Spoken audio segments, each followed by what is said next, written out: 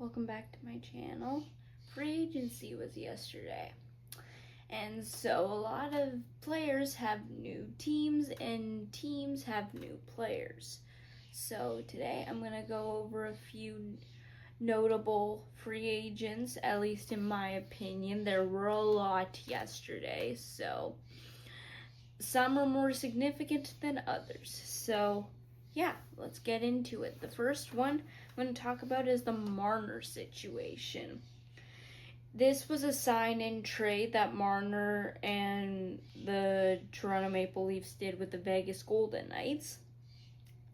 So Marner signed an 8-year, $12 million contract that then was traded to Vegas. This happened a day before free agency,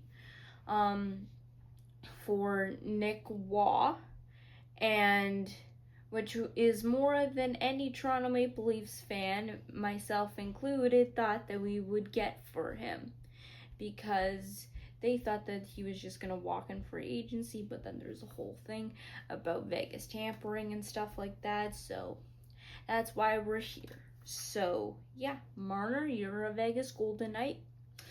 That's going to take some time to get used to, and plus I need to figure out what I'm going to do with my jersey now, because I have a Marner jersey. So yeah. Then Andrew Mangiapane, who was formerly a Washington Capital, signs with the Oilers for 2 years at a $3.6 million cap hit. He was pretty good in that Capitals playoff run this past year. And so, yeah, the Oilers bolster their roster a little bit after losing a few people to a trade and free agency. Then another sign and trade situation, this time with K'Andre Miller of the New York Rangers. He signed an 8-year times $7.5 million annual AAV, which is annual average value. And so yeah, he signed, then he was traded to Carolina, and what New York got in exchange was Scott Morrow, a 2026 second rounder and a 2026 first rounder, which has some sort of conditions still attached to it. So I don't know what those conditions are fully, but that may change depending on how things go. And so, yeah, with this move, it kind of signals to me that the New York Rangers are kind of going into a little bit of a rebuild, or a retool more so. They had the President Trophy winning season 2 seasons ago, and then fell off a cliff. So yeah, K'Andre Miller, he was a restricted free agent, so it wasn't like he was an unrestricted free agent. And so yeah, he's now a Carolina Hurricane, and yeah, that is a little bit worrying if you're a New York Rangers fan. Okay, I'm gonna try and do these rapid fire.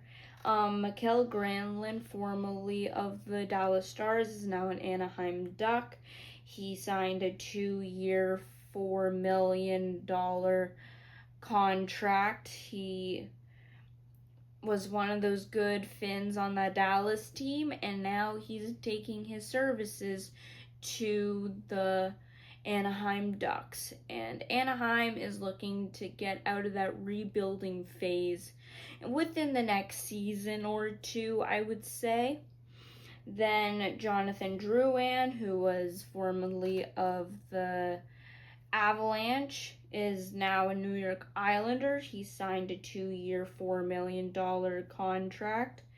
And yeah, he's been up and down. He's had some off-ice issues that have seen him out of play for a little bit especially around playoff time for some reason. But he did win the cup with that Avalanche team in 2022, so I think he's just looking for a fresh start because a lot of his issues happened in Colorado. So, fresh start in Long Island, and he helps bring some scoring and some talent to a New York Islanders team who, in my opinion, are in a little bit of an interesting spot. They just cashed in at the draft with Matthew Schaefer, Keyshawn Aitchison, but they did get rid of Noah Dobson to get the picks to get Aitchison and another guy, Victor Eklund. So, yeah, we'll see how that turns out and where the Islanders are next season. Next is Cody Ceci. It's back-to-back Kings. The Kings get Cody Ceci and Corey Perry. Cody Ceci 4 times 4.5 and Corey Perry 1 times 2 million. So this means that the LA Kings are going to the Stanley Cup final and then losing in the Stanley Cup final, probably to Florida. I will also talk about what Florida was able to do later on in the video. And so, yeah, Cody Ceci, he's been on like 4 teams in like the span of a year, it feels like. So, yeah, he was formerly of the Dallas Stars, and now he's on LA. Corey Perry, formerly on the Oilers, now on LA. So, yeah, I think after this contract, Corey Perry may be done. I don't see how he can go any further in his career, and plus he's kind of aging.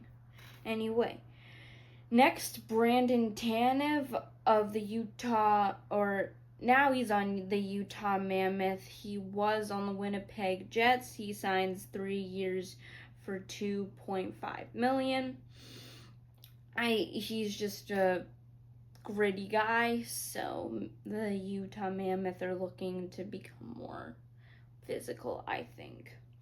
Next, Michael Pezzetta, who formerly Montreal Canadian, is now a Toronto Maple Leaf, so he's following the Max Pacioretty route. 2 years at almost league minimum at 812,500. He's probably just going to be the same person he was in Montreal, just like in and out of the lineup, there for a little bit of a spark if the team gets into a slump, and he will fight anyone he sees. So, yeah. And then the one for me that was very surprising and was very accepted in my household was Brock Boeser re-signing with the Vancouver Canucks for 7 years at a $7.25 million cap hit. And my house was elated. We are big Vancouver Canucks fans in this house, so we thought that we were going to lose Boeser and that it was time to plan the funeral and that we would not be getting to the playoffs, and now we're in plan the parade mode. So Brock Boeser stays a Vancouver Canuck, and along with the re-signing of Thatcher Demko and Connor Garland, we are keeping a whole lot more people than we thought we would be keeping. So, yeah, very welcome news in this house that Brock Boeser is staying a Vancouver Canuck. Then Christian Dvorak, a former Montreal Canadian, signed with the Philadelphia Flyers for 1 year at a $5.4 million cap hit. I think this is a sign for Montreal, at least, that they are looking to bring in more young guys into their lineup and getting young guys their experience. Like, I think Owen Beck may be more of a prevalent figure in the Montreal lineup, and along with a few more like young forwards. So, yeah, I think Montreal is getting out of that rebuilding phase because they did make the playoffs last year. And for better or for worse, the expectation going into next season is playoffs. So, yeah, Montreal is on the up. Can't say the same thing about Buffalo, though. With that being said, the last team I will touch on is the Florida Panthers. They were able to keep Ekblad, Marchand, and Bennett. They're about to try and do what the Kansas City Chiefs could not do this past season, and that is three-peat. They have built a winning culture, whether you like it or not. They have, like, everything going for them, and Bill Zito is showing why it takes time and you can't just make rushed decisions. I watched a video the other day or yesterday by Bar Down talking about free agency and how cups are potentially lost in free agency. So if you want to go to a video to understand the ins and outs of free agency, I'll link down below the Bar Down video so you can take a look at that.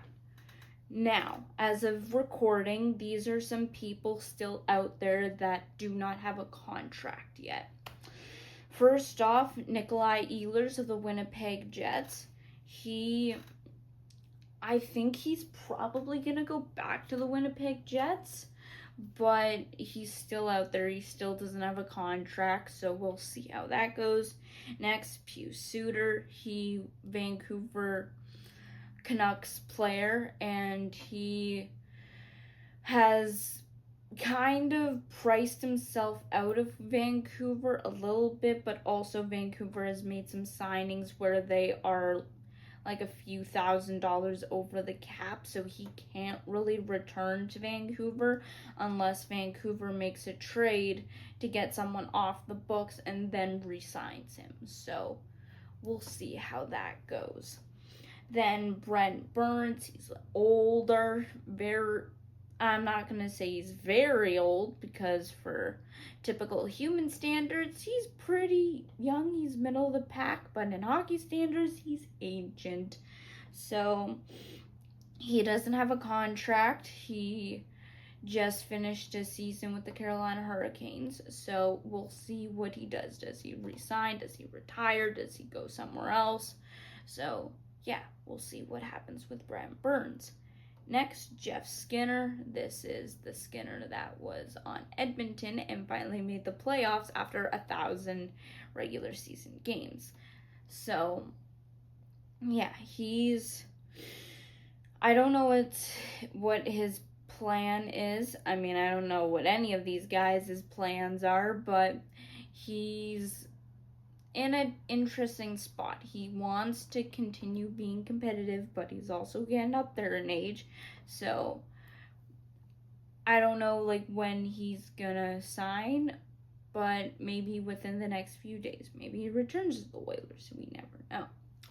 So yeah, that is all of my notables for free agency this past July 1st.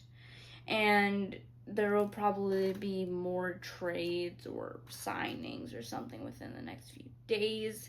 But yeah, it kind of felt like the trade deadline all over again, with just like this past trade deadline, just with like all the moves that were happening and stuff like that. So yeah, that's going to be it for this video. If you like it, please let me know in the comments and let me know who were you excited with in free agency or who you were disappointed with in free agency, players and teams. So let me know down below, and like the video, comment, subscribe mainly, and I will see you in the next one.